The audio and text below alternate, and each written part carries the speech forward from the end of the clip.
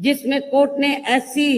व एसटी के आरक्षण में वर्गीकरण व क्रीमी लेयर आदि को लागू करने की बात कही है, जो उसे खत्म करने व फिर करने की बात कही है, तो उसे खत्म करने व फिर से पूर्व की स्थिति में लाने के लिए विशेष सत्र बुलाकर संवैधानिक संशोधन विधेयक जरूर लाती, यदि इनकी नियत साफ होती तथा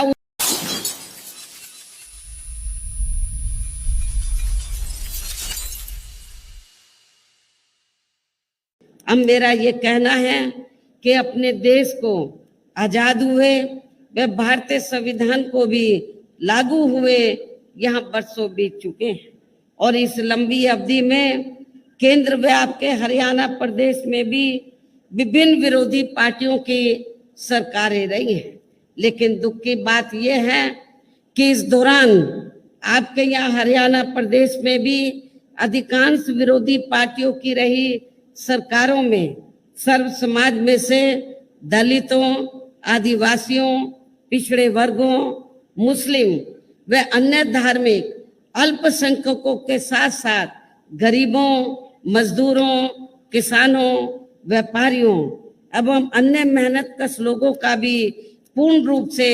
विकास व उत्थान आदि नहीं हो सका है, जिनकी सरकारों की गलत नीतियों एवं गलत कार्य प्रणाली आदि को अभी ने और ज्यादा आजमाने की जरूरत नहीं है। और इस मामले में विशेषकर दलितों, आदिवासियों व अन्य पिछड़े वर्गों के लोगों को मैं ये बताना जरूरी समझती हूँ कि इन वर्गों को परम पूज्य बाबा साहब डॉक्टर भीमराव अंबेडकर के कड़े संघर्ष एवं अथक प्रयासों से भारतीय संविधान के तहत मिले कानूनी अधिकारों में से खासकर सरकारी नौकरियों में जो आरक्षण की सुविधा मिली है, तो उसे भी यहाँ शुरू से ही कांग्रेस पार्टी और अब बाद में बीजेपी व इनके गठबंधन दल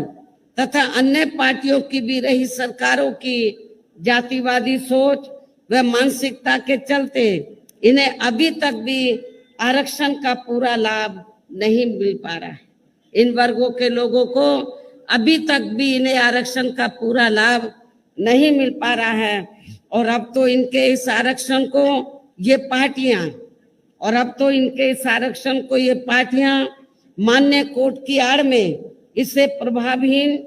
बनाने में व खत्म करने की भी पूरी कोशिश में लगी हुई है। और इसका खास उदाहरण दिनांक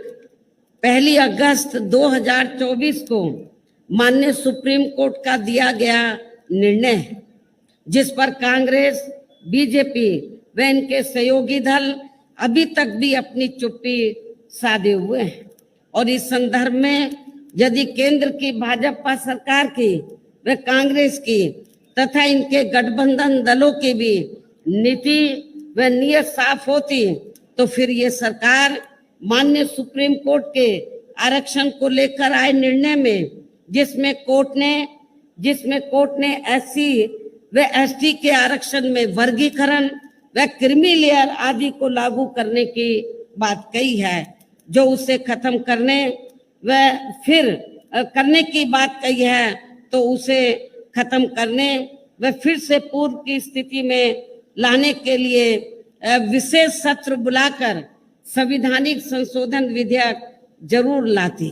यदि इनकी नियत साफ होती तथा उसे पास भी जरूर करवाती और इसके लिए पूरा विपक्ष मिलकर सरकार पर दबाव भी जरूर बनाता। और हम भी देखते हैं कि विपक्ष कितना दलितों और आदिवासियों के आरक्षण के साथ है, लेकिन ऐसा करना तो बहुत दूर की बात रही, बल्कि इन्होंने माननीय सुप्रीम कोर्ट के इस आए निर्णय पर कुछ भी खुलकर नहीं बोला है।